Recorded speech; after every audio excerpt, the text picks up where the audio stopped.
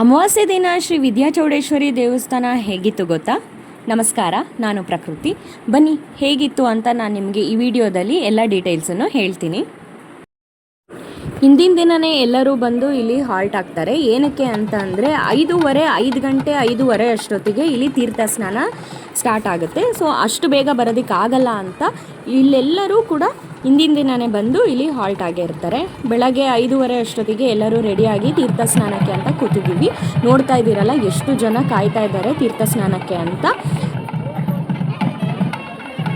ತೀರ್ಥ ಸ್ನಾನಕ್ಕಿಂತ ಮೊದಲು ಅಮ್ಮನವರಿಗೆ ಅಭಿಷೇಕ ಮತ್ತು ಪೂಜೆ ನಡೆಯುತ್ತೆ.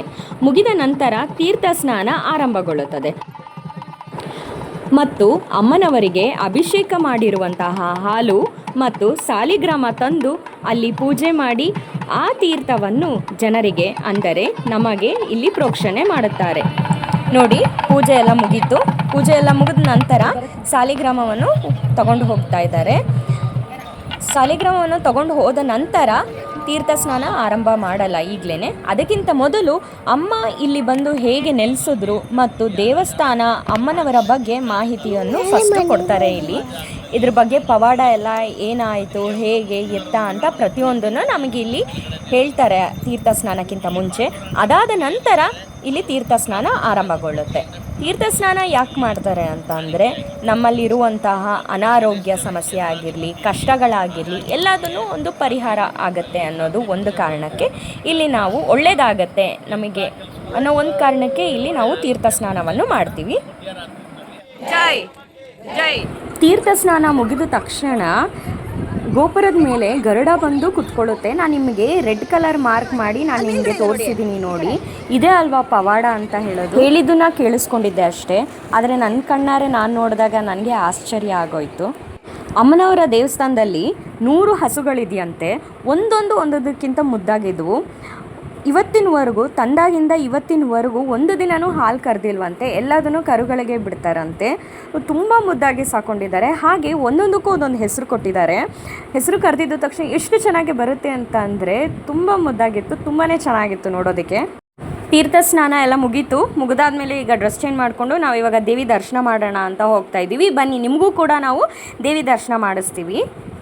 ಚೌಡೇಶ್ವರಿ ಅಮ್ಮನವ್ರನ್ನ ನೋಡೋದಕ್ಕೆ 2 ಕಣ್ಣು ಕೂಡ ಸಾಲದು. ಎಷ್ಟು ಚೆನ್ನಾಗಿ ಕಾಣ್ತಿದ್ರು ಅಂತ ಅಂದರೆ ನೋಡೋದಕ್ಕೆ ತುಂಬಾ ಖುಷಿ ಆಗ್ತಾಯಿತ್ತು. ಹಾಗೆ ಇಲ್ಲಿ ನೋಡ್ತಾ ಇದ್ದೀರಲ್ಲ, ಇವರು ಮಾಸ್ಟರ್ ಆನಂದ್ ಅವ್ರ ವೈಫು, ಅವರು ಕೂಡ ಬಂದಿದ್ದರು ದೇವಿ ದರ್ಶನ ಮಾಡೋದಕ್ಕೆ ಅಂತ. ಅಮ್ಮನವರ ಬಾಗಿಲು ನೋಡ್ತಾ ಇದ್ದೀರಲ್ಲ, ಆ ಬಾಗಿಲು ಪೂರ್ತಿ ಚಿನ್ನದಾಗಿರುತ್ತೆ. ನೋಡ್ತಾ ಇದ್ದೀರಲ್ಲ ಎಷ್ಟು ಚೆನ್ನಾಗಿ ಮಾಡಿಸಿದ್ದಾರೆ ಅಂತ. ಅಮ್ಮನವರು ಕೂಡ ತುಂಬಾ ಚೆನ್ನಾಗಿ ಕಾಡ್ತಾ ಇದ್ದಾರೆ. ಬಾಗಿಲು ಕೂಡ ತುಂಬಾ ಚೆನ್ನಾಗಿದೆ.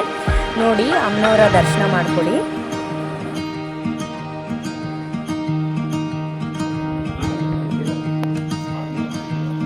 ತುಂಬಾ ಚೆನ್ನಾಗಿ ಅಮ್ಮನವರ ದರ್ಶನ ಆಯಿತು. ದರ್ಶನ ಮುಗಿಸ್ಕೊಂಡು ನಾವಿಲ್ಲಿ ಬಸವಣ್ಣನವರ ದರ್ಶನ ಮಾಡೋಣ ಅಂತ ಬಂದ್ವಿ. ಇಲ್ಲೂ ಮುಗಿಸ್ಕೊಂಡು ಇವಾಗ ಬೆಳಗ್ಗೆ ತಿಂಡಿ ಮಾಡೋಣ ಅಂತ ಹೋಗ್ತಾ ಇದ್ದೀವಿ. ದೇವಸ್ಥಾನದಲ್ಲೇ ಬೆಳಗ್ಗೆ ಕಾಫಿ, ತಿಂಡಿ, ಮಧ್ಯಾಹ್ನ ಊಟ, ಸಾಯಂಕಾಲ ಕಾಫಿ, ಪ್ರತಿಯೊಂದೂ ಇಲ್ಲಿ ವ್ಯವಸ್ಥೆ ಇರುತ್ತೆ. ಅಮ್ಮನವರಿಗೆ ಮಡ್ಲಕ್ಕಿ ಕೊಡಬೇಕು ಅಂತ ಎಲ್ಲರೂ ರೆಡಿ ಮಾಡಿಕೊಂಡು ಇಟ್ಟಿದ್ದಾರೆ. ಇಲ್ಲಿ ಹೋಮ ಸ್ಟಾರ್ಟ್ ಆಗಿ ಮುಗಿಯೋ ತನಕನೂ ಯಾರೂ ಮಡ್ಲಕ್ಕಿ ಕೊಡೋ ಹಾಗಿಲ್ಲ. ನೋಡಿ, ನಾವು ಗೇಟ್ ಹತ್ರ ನಿಂತ್ಕೊಂಡಿದ್ದ ತಕ್ಷಣ ಎಷ್ಟು ಚೆನ್ನಾಗಿ ಓಡ್ ಬಂತು ಗೊತ್ತಾ. ತುಂಬಾ ಮುದ್ದಾಗಿತ್ತು ನೋಡೋದಕ್ಕೆ ಅಂತ. ನೋಡಿ, ಹೋಮ ಮಾಡೋದಕ್ಕೆ ಅಂತ ಎಲ್ಲ ಸ್ಟಾರ್ಟ್ ಮಾಡ್ಕೊತಾ ಇದ್ದಾರೆ. ಹಾಗೆ ಅಕ್ಷರಾಭ್ಯಾಸ ಕೂಡ ಮಾಡ್ತಾರೆ ಅಮಾವಾಸ್ಯೆ ದಿನ. ತುಂಬ ಜನ ಮಕ್ಕಳು ಇಲ್ಲಿ ಕೂತಿದ್ದಾರೆ. ನನ್ನ ಮಗಳು ಕೂಡ ಕೂತಿದ್ದಾಳೆ. ಅಕ್ಷರಾಭ್ಯಾಸ ಮಾಡಿಸ್ಬೇಕು ಅಂತ ಕೂರಿಸಿದ್ದೀನಿ ಅವಳನ್ನು ನಾನಲ್ಲಿ.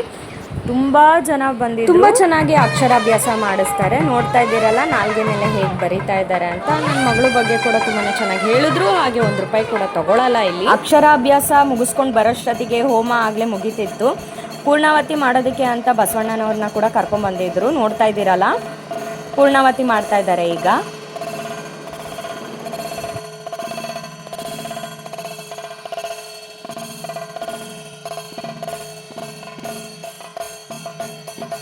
ಪೂರ್ಣಾವತಿ ಮುಗ್ದಿದ್ದ ತಕ್ಷಣವೇ ಇಲ್ಲಿ ಶನಿಮಹಾತ್ಮ ಸ್ವಾಮಿ, ಚೌಡೇಶ್ವರಿ ಅಮ್ಮನವರು ಹಾಗೆ ಅಕ್ಕ ತಂಗಿದಿರು ಅವರಿಗೆ ಇಲ್ಲಿ ಮಾಮಂಗಳಾರತಿ ನಡೆಯುತ್ತೆ. ನೋಡ್ತಾ ಇದ್ದೀರಲ್ಲ, ತುಂಬಾ ಚೆನ್ನಾಗಿ ಮಾಮಂಗಳಾರತಿ ಮಾಡ್ತಾ ಇದ್ದಾರೆ. ಮಾಮಂಗಳಾರತಿ ಮುಗಿದು ದೇವಸ್ಥಾನ ಒಂದು ರೌಂಡ್ ಮುಗಿಸ್ಕೊಂಡು ಬಂದಾದಮೇಲೆ ನಾವು ದೇವರಿಗೆಲ್ಲ ಅಡ್ಲಕ್ಕಿ ಕೊಡಬೇಕಾಗತ್ತೆ.